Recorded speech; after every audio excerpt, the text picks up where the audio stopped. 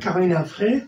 Bonjour Jawad. Voilà, Caroline Infray, vous êtes formatrice, premier secours en santé mentale. C'est ça. Est-ce que vous pouvez nous dire un petit peu plus? Pour présenter les premiers secours en santé mentale, je peux vous dire que c'est une formation qui permet à monsieur et madame tout le monde de venir en aide à des personnes qui montreraient les signes d'un problème de santé mentale. Le début d'un trouble de santé mentale par exemple, ou alors un état de crise. C'est vraiment une formation qui permet d'agir un peu comme la formation premier secours physique, mais version santé mentale. Oui, justement, les premiers secours qui sont somatiko-physiques, ça tout le monde connaît, mais il y a certaines gens, c'est la première fois qu'on entend parler des premiers secours mentaux. Oui. Voilà. Depuis combien de temps ça existe, ce concept? Alors ce concept existe en France depuis 2019, mais il est beaucoup plus ancien, je dirais, dans d'autres parties du monde. C'est un programme de secourisme qui a été créé dans les années 2000 en Australie.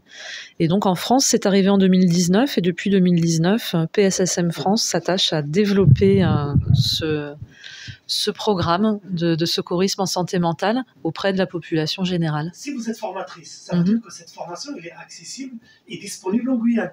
Tout à fait. Alors, comment on peut, si on veut être formé, les gens, les spectateurs, spectatrices qui veulent être formés, ils vont contacter qui?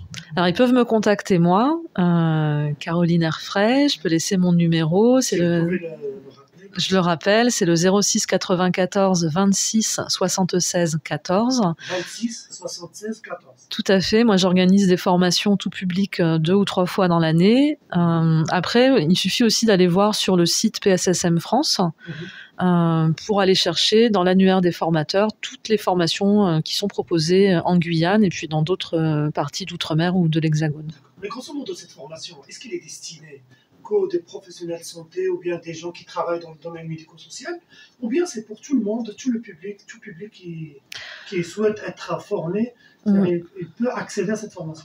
C'est plutôt pensé pour la population générale, pour monsieur et madame tout le monde, pour des personnes qui n'ont pas beaucoup de connaissances sur la santé mentale et qui aimeraient en savoir un petit peu plus pour pouvoir aider, soutenir, soit des personnes de leur entourage dans la famille ou alors au travail. Après, il y a certains professionnels de santé ou du médico-social qui vont faire aussi appel à nous, formateurs, pour approfondir leurs connaissances et puis venir avoir du soutien finalement dans l'accompagnement des personnes. D'accord. Est-ce qu'il n'y a pas de collectivité territoriale ou bien des structures étatiques qui, entre parenthèses, c'est-à-dire offrent cette formation à un public? Oui, il y a notamment l'ARS qui finance ce programme de formation. Ça peut être aussi la CGSS. Donc l'idée, c'est de se tenir au courant, par exemple, en allant sur le site de Guyane Promo Santé ou en s'inscrivant à la lettre d'information de l'ARS pour savoir un petit peu quand est-ce qu'il y a des formations qui sont proposées pour pouvoir s'y inscrire. Voilà. D'accord. Mais je vois qu'actuellement, c'est-à-dire il y a une semaine d'information de santé mentale. Oui. C'est quoi cette semaine d'information de santé mentale? Alors ça fait, je crois que c'est la 35e édition ou 34e édition, donc ça fait 35 ans sur le plan national que ça existe. Ici en Guyane, on découvre. Moi j'ai commencé à en entendre parler il y a quelques années. Oui. Là on découvre, c'est quelques semaines, donc du 7 au 20 octobre. C'est l'occasion de pouvoir parler de santé mentale un petit peu plus que d'habitude auprès vraiment de tous les publics. Donc c'est un mouvement, je dirais, national, et puis après les acteurs locaux s'en emparent pour pouvoir proposer des activités autour de la santé mentale. Voilà. On a l'impression que la santé mentale ici en Guyane, c'est le volet de santé, de la médecine de santé qu'on parle pas, qu'il n'y a pas beaucoup d'importance, c'est-à-dire qu'il y a toujours des passes au deuxième, troisième plan. Oui. C'est dû à quoi, selon vous? Je pense qu'il y a plusieurs raisons, que c'est pas uniquement en Guyane, mais globalement même dans l'Hexagone ou dans d'autres outre-mer, peut-être que c'est un peu le parent pauvre au niveau de la santé, et puis qu'on n'a pas conscience que la santé mentale, on en a tous une, et que ça fait partie de la santé globale au sens large. Pourquoi est-ce qu'on en parle peut-être un peu moins que le reste de la santé? Je n'ai que des hypothèses. Voilà, ce que je sais en tout cas, c'est que c'est un sujet qui mérite d'être abordé parce qu'il y a énormément d'idées reçues, de préjugés, de croyances aussi autour de la santé mentale, et que justement, que ce soit les semaines d'information de la santé mentale ou les programmes de formation, ça permet de venir un petit peu apporter de la lumière sur finalement c'est quoi la santé mentale, qui est concerné, et puis comment on peut soigner finalement toutes les problématiques de santé mentale. Au cours de cette semaine d'information sur la santé mentale, je vois que vous organisez le 12 octobre une causerie pour comprendre la santé mentale. Est-ce que vous pouvez nous parler un petit peu plus? Oui, de cet événement. Effectivement, je me saisis de l'occasion qui est proposée là de façon nationale pour proposer ici en Guyane un temps d'échange qui est vraiment ouvert à toutes les personnes qui sont intéressées par cette thématique de la santé mentale. Avec mon collègue Thierry Polony, qui est lui secouriste en santé mentale et puis également acteur du sport santé, on propose un temps d'échange où on va parler de santé mentale, expliquer ce que c'est, expliquer aussi un petit peu comment est-ce qu'on peut prendre soin de sa santé mentale à travers l'activité physique. Puisque la grande thématique des semaines d'information santé mentale cette année, c'est la santé mentale par le mouvement et par l'activité physique. Donc comme on se connaît déjà un peu, Thierry et moi, et qu'on avait à cœur de partager avec le grand public ce qu'on peut apporter, on a décidé de proposer ce temps de causerie qui aura lieu donc le 12 octobre de 11h à midi à la plateforme de rétablissement, qui est un... Alors ça, c'est Route de la Madeleine. C'est un établissement... médico-social, qui accueille des personnes qui souffrent de problématiques de santé mentale et qui sont dans une démarche donc de soins et de rétablissement. Et donc c'est notre partenaire pour cette manifestation.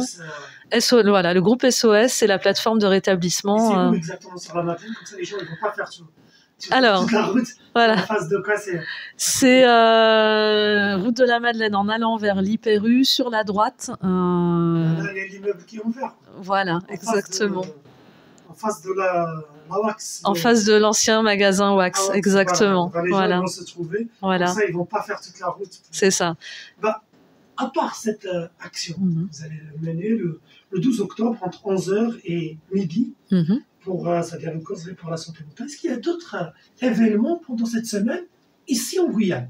Oui, il y a d'autres événements qui vont être proposés. Il y a notamment un ciné-débat à Makouria le samedi 19 octobre. Il y aura un documentaire de proposer avec un temps d'échange avec des professionnels et le public. Donc 17h Makouria le 19 octobre. Je pense que peu à peu, si vous êtes un petit peu sur les réseaux sociaux et puis si vous suivez un petit peu les actualités en Guyane, vous allez voir apparaître des affiches avec tout ce qui va être proposé autour de la santé mentale pendant ces semaines d'information. D'accord.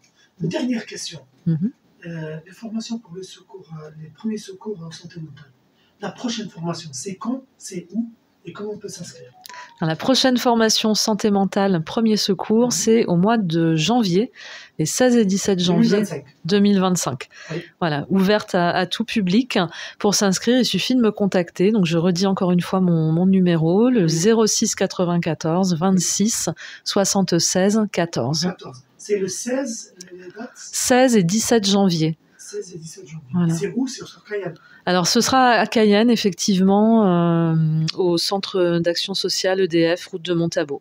Voilà. Case EDF. Case EDF, voilà. À la case EDF, il faut s'inscrire en m'appelant, en m'envoyant un petit message. J'envoie le bulletin d'inscription. Il y a des possibilités de prise en charge par exemple, l'emploi, il y a des possibilités. De formation. Alors, pas par le compte de formation professionnelle. Si vous êtes salarié, vous pouvez faire une demande de financement via votre employeur sur les fonds de formation professionnelle. Ça, c'est possible. Malheureusement, pour le moment, le financement par le CPF n'est pas possible. Et par Pôle emploi, je n'en ai aucune idée. Donc, ça, après, on peut essayer de se renseigner, effectivement. J'ai une question concernant... Est-ce que cette formation ne va pas devenir obligatoire pour certaines professions, notamment médico-sociales?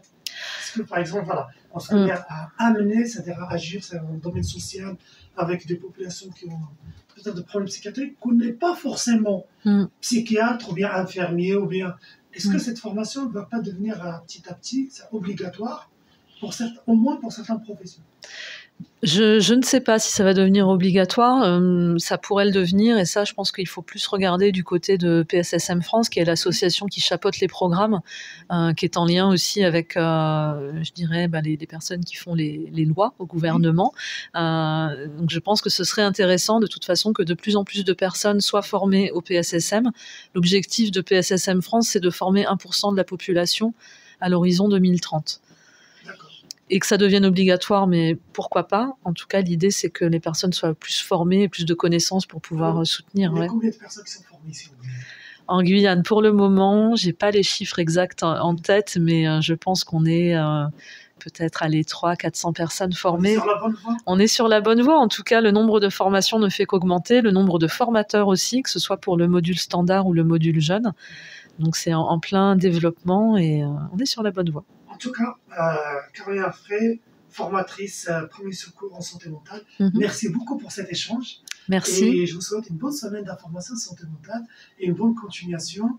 Et que, c'est-à-dire cet aspect de santé, santé publique, qui soit pris en charge à bras le corps et qu'on avance sur ce dossier-là, parce que je pense que c'est très important qu'on a une bonne santé mentale en France et en Guyane. Merci beaucoup et bonsoir. Merci.